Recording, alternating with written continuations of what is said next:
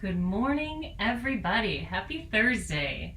Thanks for getting up and getting out of bed and, coming to do your spiritual practice. As I was talking about last night in my 40-day meditation group, which many of you are on and part of, you know, it's a directed thing that we have to do because we are so constantly stimulated by the external world and the material world and all of the day-to-day gotta do, must have, must achieve, must become energy.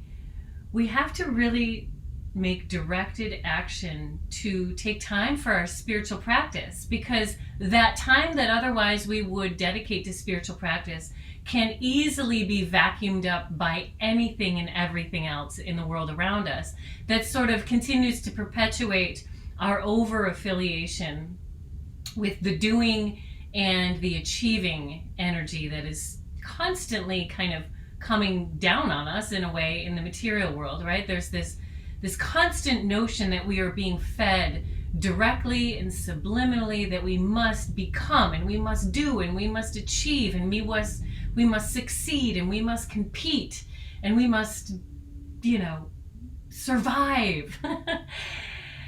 and the energy that otherwise, that, just this little bit of energy in the day, and it doesn't even need to be a lot. It can be 10 minutes, it can be 20 minutes, a half an hour. If we find just a little bit of energy every day, and even if it's not every day, maybe 3-4 times a week, where we can dedicate to the polarity of that, we can dedicate to the opposite of that intense drive and impression that's being made upon us. We can dedicate just a little bit of time each day or each week to, instead of being obsessed with doing and achieving, we can then be immersed in being, in understanding and connecting and surrendering and evolving. And this is why I'm here, right? This is why I'm here 4 days a week teaching yoga. This is why I offer these 40-day journeys. This is why I offer this community to people, because I personally feel that incorporating some level of spiritual practice into our lives changes our lives. I feel that way because in doing that for myself, it has greatly changed my life. And those of you who show up here and in other classes day after day and make time for yourself to meditate and make time for yourself to chant mantra, make time for yourself to read spiritual literature, you did that initially probably based on curiosity and interest, and that remains, but you also do that because you know that it pays off in such a profound level in your life.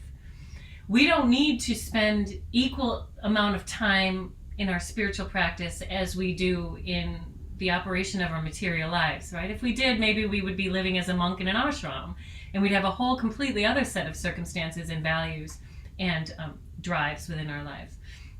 But for us as householders, is what it's called, we're living life in the material world, making ends meet, supporting people, being parts of community, starting families, all sorts of things. It behooves us, it deeply benefits us to find time during the day to dedicate to the opposite of what the world is constantly reinforcing upon us.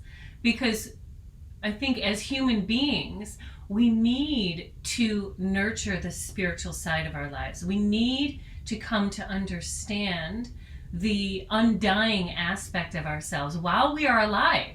Right? Because we will all pass at some point. That's a guarantee. So when we've already developed a relationship and association with that undying aspect of ourselves, we can move into the dying process a little differently than we might have lifetimes before, right? With fear and resistance. Maybe now we can move into it with willingness and curiosity. At least maybe hope or intend to, or just approach it with a little bit more awe and witness than we otherwise would have, with complete resistance, right? And I think the way that our culture operates around the experience of death, when you approach that space of death, there's so much resistance, there's so much lack of awareness and familiarity with the reality of that it's a missed opportunity, a missed spiritual experience, because really what death is a spiritual evolution. We're evolving into a new phase.